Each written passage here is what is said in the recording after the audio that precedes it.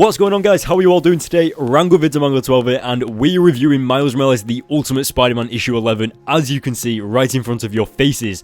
As you can tell by the front cover, yes, Dr. Doom is featured in this comic, and that is what makes this comic so special, because Dr. Doom has never been in an Ultimate Spider-Man comic. Sure, I think he's been in Ultimate Fantastic Four and Ultimate X-Men, but he has never been in an Ultimate Spider-Man comic.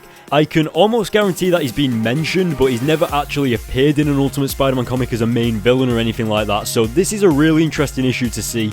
So, yeah guys, what do you guys think of the front cover? Let me know in the comment section below, and whilst you guys are doing that, let's get into the issue.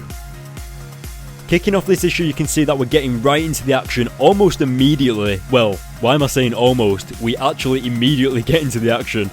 And it's going back to the Beetle Twins. We haven't seen the Beetle Twins in quite a while. I think it was Miles Morales The Ultimate Spider-Man issue 5 or issue 6 that we last saw these guys. So that's a pretty long time in terms of issue numbers and stuff like that. And as you can see, they're there to collect something for their boss.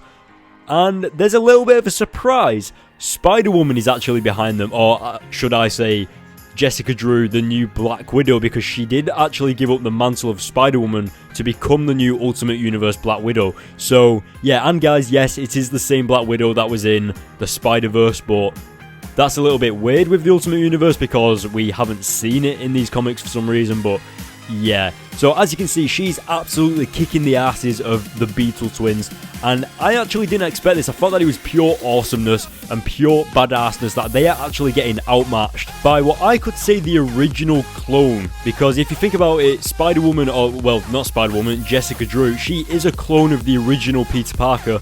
So imagine if they went up against the original Peter Parker. They would not stand a chance. Sadly though, as you can see on screen, that does not last for long because the Beetle Twins are a team and they work together, and eventually they manage to take down Black Widow.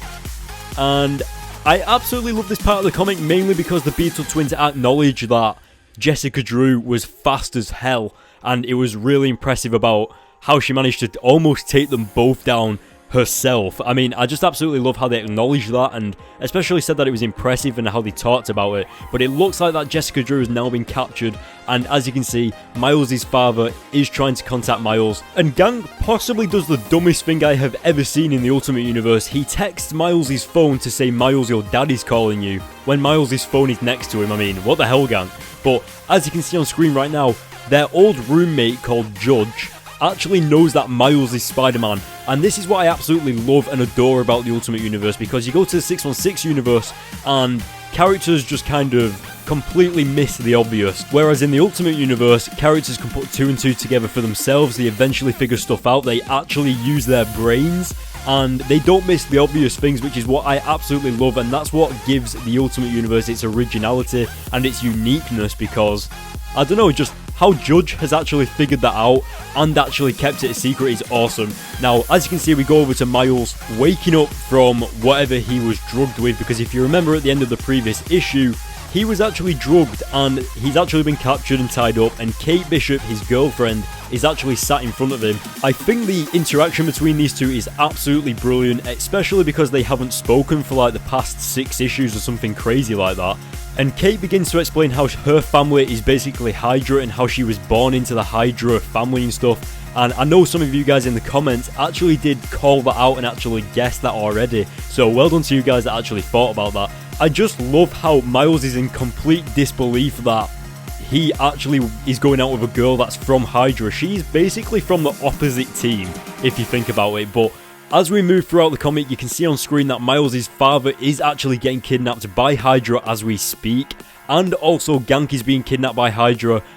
And I think this is probably the most defining moment for Miles as a character, mainly because he's probably going to start to truly understand that him being Spider-Man definitely puts his family and friends in danger, and that's something that's obviously hangs over Spider-Man as a character in general, but for Miles to fully understand that, I think it's going to be awesome. But as you can see on screen, Miles is absolutely outraged at the type of situation that he's in right now, especially with his girlfriend, and he actually says that they are definitely broken up now because of what's going on. And what's even more awesome is that that was the first time that Miles has used anything to do with his spider strength or anything like that in front of his girlfriend, so that was just an incredible moment right there just because of that. But As you can see on screen, Kate's father actually walks forward, showing security cameras of Gank and his father actually locked up and being held prisoner. And Miles just lifts up Kate's father with one hand. And what I absolutely want to happen is Miles gets so angry that he pretty much unleashes the full potential of his spider powers.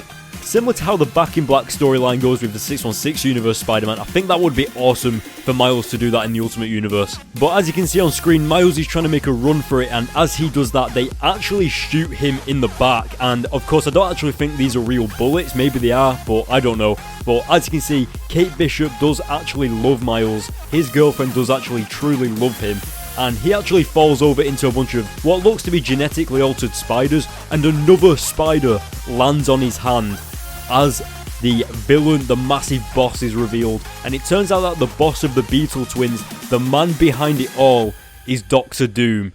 And it is probably one of the most badass ways that a villain boss has ever been revealed in a comic before, especially the Beetle twins stood in the background with Black Widow, Jessica Drew over their shoulders. And guys, that is where the issue comes to an end, and we get a little bit of a preview, well, not a preview, but a teaser of like them saying, where do Katie and Miles go from here? What does will Gang ever trust Miles again? Find out in the final issue of Miles Morales, the Ultimate Spider-Man. Because guys, as you will probably know by now, the Ultimate Universe is ending in the next issue.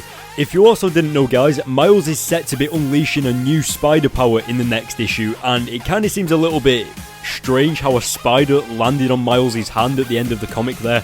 So it looks like Miles is going to be getting bitten by another spider and perhaps giving him a completely new spider power, which I so cannot wait to see. But could it be possible that his new spider power ties in to how the Ultimate Universe ends?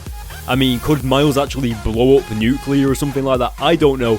But guys, what did you think of this issue? Let me know in the comments section below. I'm going to give this issue a 10 out of 10. I absolutely loved it, especially the front cover. I mean, the front cover is just as menacing as it gets, really. I mean, it was just awesome. And in case you guys didn't actually know, the Ultimate Universe isn't completely ending. It's actually going into the new Secret Wars of 2015. And in case you don't know what the Secret Wars are, Secret Wars is actually one massive universe called Secret Wars Battle World, and it's where the universe of Spider-Man 2099, the 616 universe, the Ultimate Universe, and a few other universes all merge together to create one giant universe. So yes guys, Peter Parker from 616 universe and Miles are actually going to be living in the same universe together. So the Ultimate Universe isn't exactly ending, it's just merging with a few other universes. But yeah, so what did you think of this issue? Let me know in the comment section below. I thought that it was absolutely amazing. I absolutely loved it. It was incredible. I thought the art was perfect and the story as a whole. The next issue releases on the 8th of April apparently, or the 4th of April, I can't remember. But either way, the link to that will be in the description, so go check that out. And guys, make sure you go to the link in the description to my Facebook page, because I will be previewing Miles Morales The Ultimate Spider-Man issue 12 on my Facebook page sometime in the next few weeks before the issue releases. So make sure you go there to see that. And of course, for all the other previews of comics, go there as well. Hit the like button for Miles' new superpower, because that's what we're going to be seeing in the next issue. Make sure you hit the subscribe button, and I will see you guys in my next video.